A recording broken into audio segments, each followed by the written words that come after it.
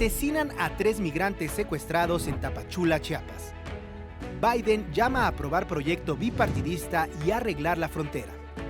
Más de la mitad de migrantes que cruzaron México en 2023 sufrieron abusos. ACNUR. Gobernadora de Arizona veta ley SB 1231. Yo soy Emerson Segura y esto es TV Migrante Informa.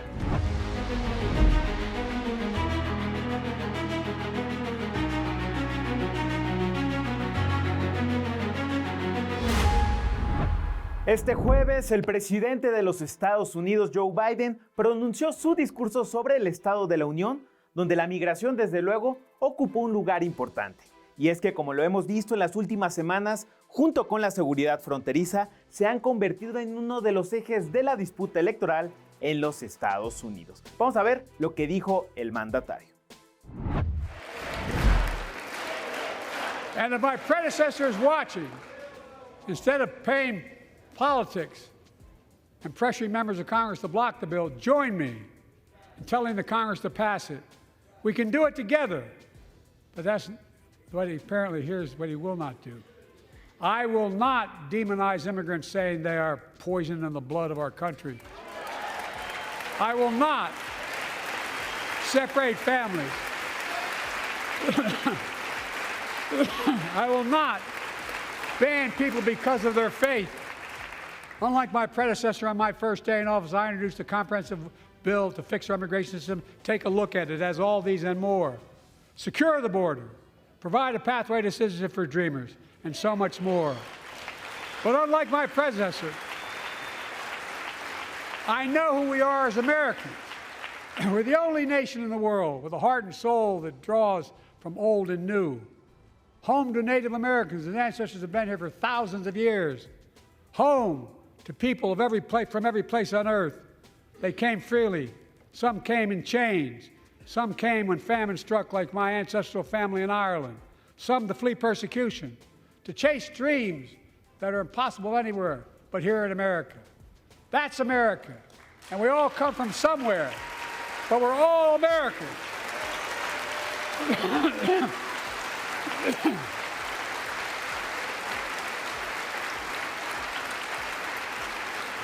Look, folks, we have a simple choice. We can fight about fixing the border, or we can fix it. I'm ready to fix it. Send me the border bill now.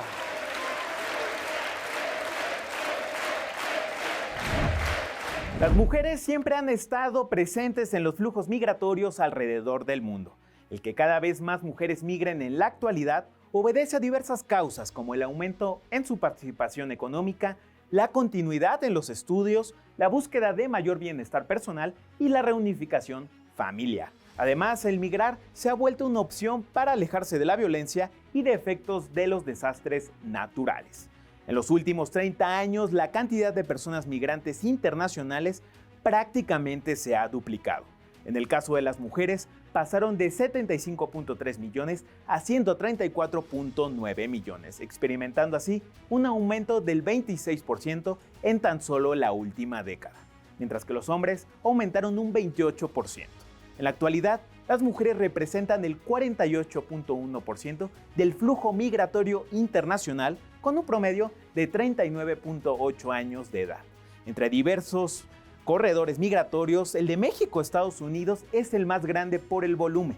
Estamos hablando de 10.9 millones de personas que lo recorren, siendo mujeres el 46.6%. En el mismo sentido, al observar los 10 principales cruces fronterizos, los que registran una mayor presencia de mujeres son Rusia y Ucrania con 58.9%, Ucrania-Rusia con 53.6% y Kazajistán-Rusia con 54%. El 56% de personas migrantes que cruzaron México en 2023 sufrieron algún tipo de abuso como robo o amenazas físicas. Así lo revela un estudio de la Agencia de las Naciones Unidas para los Refugiados, la ACNUR. El estudio, El impacto del desplazamiento forzado en la movilidad humana, indica que más de la mitad de las personas encuestadas sufrieron abuso durante su tránsito por el país. Estamos hablando de robo con el 23%, extorsión con el 17% y amenazas físicas o intimidación con el 15%. El informe también señala que el principal destino de las personas migrantes en movilidad eran los Estados Unidos. Estamos hablando del 63%, aunque el 26% de los encuestados se quería quedar en México. La encuesta realizada entre enero y diciembre del año pasado en distintos puntos de México comprende entrevistas a 15,000 personas migrantes de diferentes nacionalidades, donde la hondureña, la venezolana y la cubana tienen más presencia. La migración no debe ser vista como un problema, ni como un simple movimiento de personas. La migración es una fuerza poderosa que puede impulsar a las sociedades y a las economías, y la región de Centroamérica, Norteamérica y el Caribe es testimonio de ello. Es decir, hay que ver a la migración como una solución y no como un problema. La Organización Internacional para las Migraciones señala que los migrantes son catalizadores de las economías, pues sus acciones contribuyen al aumento de las exportaciones, inversión extranjera directa y productividad. El estudio Cuantificar el papel de la migración en el desarrollo sostenible, el organismo señala que existe evidencia robusta de la aportación de los migrantes a las economías de diferentes regiones, siendo Norteamérica, específicamente Estados Unidos, una de las más beneficiadas. Y es que la migración juega un papel crucial en el comercio internacional, especialmente en las exportaciones, pues fomentan nuevas redes empresariales y comerciales entre los países de tránsito y destino, reduciendo así los costos comerciales e impulsando así el comercio internacional. Y nos vamos con más información. La gobernadora demócrata de Arizona, Katie Hobbs, vetó un proyecto de ley que habría tipificado como delito la entrada de extranjeros al estado desde México por cualquier punto que no fuera un puerto de entrada. Hay que recordar que la legislatura de mayoría republicana aprobó la medida a finales del mes pasado. Arizona se ha posicionado como una zona popular para cruces irregulares de la frontera y el proyecto de ley permitiría a las agencias de policías locales detener a ciudadanos no estadounidenses que entraran al estado desde cualquier lugar que no fuera un punto de entrada legal. Una infracción sería un delito menor de primer nivel o un delito grave de bajo nivel en caso de reincidencia.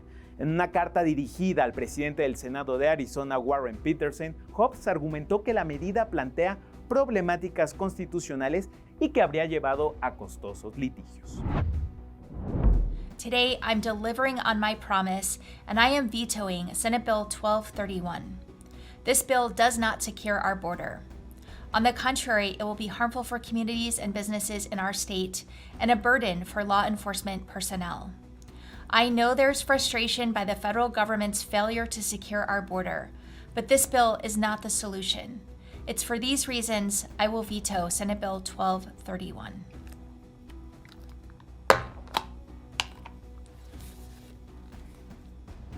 Y una encuesta realizada por la Universidad Monmouth indicó que el 53% de los estadounidenses aprueban la construcción de un muro en la frontera que comparte el país norteamericano con México.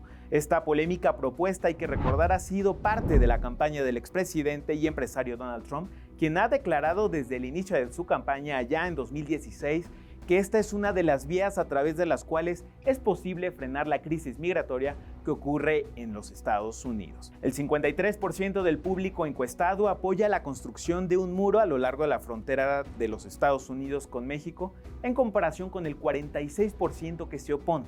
Durante la administración de Trump, el apoyo a este proyecto no superó el 44% y llegó a ser del 35%. La nueva ola de violencia protagonizada en Haití ha provocado que en cuestión de días más de 15,000 personas se vieran obligadas a moverse a otras zonas. Según Naciones Unidas, que subrayó, la mayor parte de estos desplazados estaban ya fuera de sus hogares por crisis de inseguridad previas. Parte de estas personas desplazadas se movieron a campamentos que ya existían, mientras que otros optaron por establecer nuevos asentamientos. Desde el asesinato del presidente Jovenel Moïse en 2021, las pandillas han ampliado el control de su territorio. La ONU calcula que el conflicto ha expulsado a unas 300,000 personas de sus hogares y que el año pasado las pandillas mataron a cerca de 5,000 personas y secuestraron a casi 2,500. Hay que señalar que México en los últimos años se ha convertido en hogar para muchos haitianos. Pero, ¿qué piensan los haitianos sobre la delicada situación de violencia por la que atraviesa su país? Bueno, esto fue lo que nos dijeron. Mi país está pasando por una situación muy mala, porque ahora está faltando todo. No tenemos presidente para dirigir el país. Sobre todo ahorita, mucha violencia en el país, porque la situación social y económica deja miedo a todos los haitianos. Por eso está viendo que muchos hermanos están aquí. Sí, por internet yo había todo. Mi opinión fue culpa del gobierno. Primero el de facto que está allá el primer ministro. Entonces el primer ministro de facto se da de alma a los pandillas para que complique la cosa allá. Entonces para mí tuviste el expresidente Haití que asesinado. Entonces ayer only es participar en ese acto. Se va a quedar igual porque imagínate, un país lo que no tiene seguridad, no tiene presidente y no tiene nada allá. La masacre de migrantes en San Fernando, Tamaulipas, representa uno de los episodios más oscuros y trágicos en la historia reciente de México. En agosto de 2010, las autoridades descubrieron un horroroso escenario. 72 migrantes, hombres y mujeres, principalmente de América Central, habían sido brutalmente asesinados por grupos del crimen organizado mientras intentaban cruzar hacia los Estados Unidos en búsqueda de una vida mejor. Esta masacre puso de manifiesto una estrategia fallida por parte del gobierno federal que criminalizaba a los migrantes. Vamos a ver. Genaro García Luna estuvo al frente de una política de seguridad fallida que desató la violencia y la inseguridad en el país y abonó a la descomposición del tejido social, pero también que veía a las personas migrantes como daños colaterales de su estrategia de seguridad. Una de las tesis del brazo derecho de Calderón era que la violencia era producto solamente de enfrentamientos de grupos criminales, es decir, se mataban entre ellos. Sin embargo, las tragedias como la masacre de San Fernando, un caso emblemático, apunta a que esto no era cierto. Las redes de trata de migrantes durante el calderonismo fueron el blanco ideal de los grupos criminales. Y es que estos usaron a los migrantes en su pelea por el control territorial. La masacre de San Fernando fue perpetrada por los Zetas entre el 22 y el 23 de agosto de 2010 en el ejido de El Huizachal, del municipio tamaulipeco de San Fernando. El crimen dejó un saldo de 72 ejecutados, 58 hombres y 14 mujeres, en su mayoría inmigrantes provenientes de Centroamérica y Sudamérica.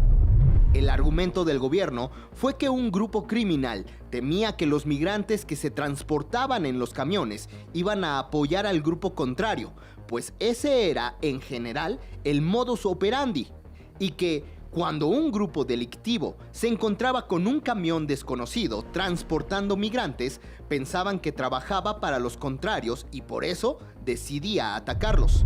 La realidad es que se estaban matando entre ellos. Era gente loca, drogada. El objetivo era generar miedo. ¿Cómo adquieres control territorial con esa estructura criminal donde no hay rangos, jerarquías, reglas? Mediante la violencia externa. No hay de otra. Así de sencillo. Esas eran las palabras de García Luna. La criminalización de los migrantes solo fue un episodio más de un sombrío sexenio en el que también miles de personas se vieron forzadas a migrar por los altos índices de violencia en su lugar de origen. Y para hablar sobre este hecho y el libro que aborda este tema, San Fernando, Última Parada, Viaje al Crimen, autorizado en Tamaulipas, me da mucho gusto enlazarme con Marcela Turati. Ella es periodista y escritora. ¿Qué tal, Marcela? Bienvenida a TV Migrante Informa. Un saludo a TV Migrante y muchas gracias por la invitación. Marcela, a 13 años de los lamentables hechos en San Fernando, ¿por qué decides hacer este libro? Pues Desde 2010, que fue la masacre de los 72 migrantes en San Fernando, Tamaulipas, y 2011, ¿no? El hallazgo de estas fosas clandestinas en el mismo lugar, pues yo le di seguimiento porque eh, tenía muchas dudas, ¿no? De quiénes eran estas personas que habían aparecido en fosas o los migrantes asesinados, qué había sido de ellos y también, sobre todo, cómo es que se había permitido que estas masacres, estas desapariciones ocurrieran. Y bueno, como periodista, primero en la revista Proceso, ya después con un colectivo que fundamos que se llamaba Más de 72 y también ya de manera independiente, pues quise checar, ver de cerca cuál había sido el trabajo de la Procuraduría, porque pues de inmediato saltaban anomalías, ¿no? En la manera de identificar estos cuerpos. Marcela, los hechos en San Fernando ponen de manifiesto toda esta estrategia implementada en el gobierno de Felipe Calderón, la llamada guerra contra el narcotráfico, que padecieron no solo los mexicanos, sino también los migrantes, ¿no? Justo en el libro lo que abordo es este tema, ¿no? De las consecuencias que muchas veces no se ven de la llamada guerra contra las drogas, ¿no? La población migrante sufrió mucho y sigue sufriendo también mucho de estas políticas, ¿no? Por un lado fue cuando los cárteles comienzan a apropiarse de las rutas migratorias y cada persona que pasa por ahí tendría que pagar una cuota, ¿no?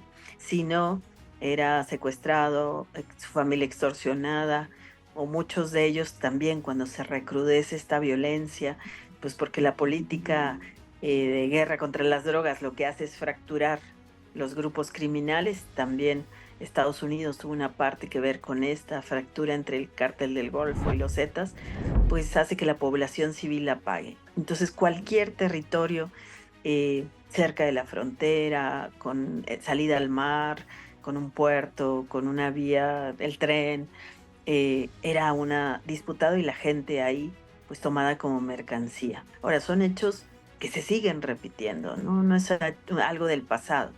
Esto se sigue dando y los jornaleros migrantes o hombres jóvenes juntos o los migrantes centroamericanos son siempre vistos, no sé, como botín, como mercancía, como enemigos, y son muchos de los que pagan estas consecuencias de las políticas migratorias y de esta guerra contra las drogas. Marcela, ¿cómo fue el proceso de construcción de este libro, ya que conjuga historias personales y por otro lado una visión periodística a nivel político y social? Fueron pues muchos años de estarle rascando, o sea, por un lado me tocó, porque pedí ir a cubrir a Matamoros el hallazgo cuando estaban exhumando los cadáveres en 2011 de esas fosas. Entonces me tocó conocer gente que pensaba que ahí podía haber estado su familiar porque no habían llegado a su destino, ¿no? Esa fue casi en Semana Santa de 2011, y ahí va a ser a una semana de Semana Santa de 2011, cuando los autobuses que llegaban a Reynosa o a Matamoros llegaban sin pasajeros, solo con maletas, ¿no? Entonces las maletas se fueron apilando. Y parte de esta historia tan atroz es que nadie avisó pues a otros viajeros ni les pidió a los autobuses de no pasen por ahí, o sea, pueden rodear, no lleguen a San Fernando. Ahí hay un retén de los Zetas acompañados de policías municipales a la vista de todo mundo que están secuestrando personas, ¿no? Entonces se da este hecho y me toca ver también cuando llega la PGR, lleva un tráiler refrigerado, sube muchos de los cuerpos y se los lleva a Ciudad de México. Ahí para ocultarlos, para incinerar algunos, no hizo una labor de identificación como debería de haberse hecho, y eso condenó a muchas familias que aún hoy siguen buscando a sus familiares desaparecidos. Marcela, ¿cómo entender la migración en un momento electoral tanto en los Estados Unidos como en México? Vemos que en Estados Unidos se están radicalizando tanto Biden como Trump. O sea, la bandera es atacar a la migración, que no lleguen los migrantes. Y cada vez más lo que estoy viendo también es que periodistas y defensores que están en el tema de migrantes están siendo más atacados en México. O sea, este es un tema caliente, candente, difícil, que se está volviendo muy peligroso de cubrir y que se está viendo también, o sea, en México, pues se requiere también pensar qué futuro queremos o cómo queremos participar en este tema, ¿no? Muchas gracias, Marcela, por estar aquí en TV Migrante Informa. Gracias a ustedes, gracias por esta invitación. Un gran abrazo. En el vibrante escenario del 8 de marzo, nos unimos para celebrar los logros y la resiliencia de las mujeres en todo el mundo. En esta ocasión especial, dirigimos nuestra atención hacia un grupo particularmente inspirador, las mujeres migrantes, que han dejado una huella imborrable en los campos de la ciencia o bien el arte. A través de su ingenio, creatividad y dedicación, estas mujeres desafían las barreras culturales y sociales, demostrando que el talento no conoce fronteras ni limitaciones.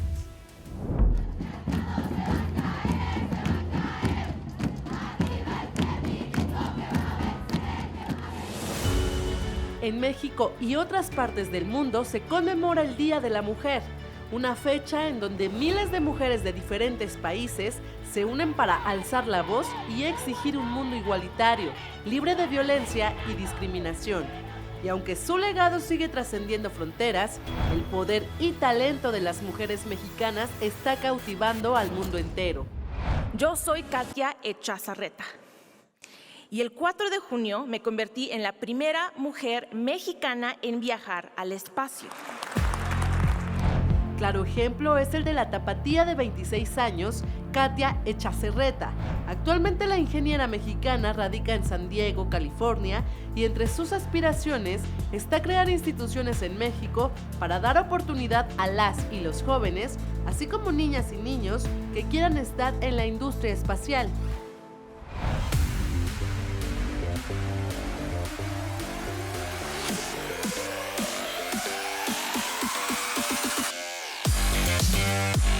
Otra mexicana que está demostrando su poder es la atleta Diana Flores, quien protagonizó la campaña Run With It de la NFL durante la edición número 57 del Super Bowl. Esta campaña fue diseñada para resaltar la importancia del deporte femenil. Flores inició en el mundo del deporte a los 8 años cuando se unió al equipo de flag football de las Águilas Blancas del Instituto Politécnico Nacional. Debido a su desempeño, a los 14 años fue convocada para comandar el equipo de la preparatoria de North Penn en Pensilvania. Originaria de Texcoco, Estado de México, Elisa Carrillo Cabrera es la mujer mexicana y la primera bailarina latina en ganar los 3 premios internacionales de danza más importantes. En 2019, la mexicana interpretó a Blancanieves, trabajo que cautivó a la crítica alemana y la convirtió en la nueva estrella de la Ópera de Berlín. Actualmente Carrillo es la primera bailarina del Staatsballet de Berlín, una de las 10 compañías más reconocidas a nivel mundial. Esto es un ejemplo de que el poder y talento de las mujeres migrantes puede romper las barreras de las fronteras. Muchas gracias por estar en este programa de TV Migrante Informa. Yo soy Emerson Segura y no se pierdan nuestro contenido en MX Plus y desde luego en Canal 14. Hasta la próxima.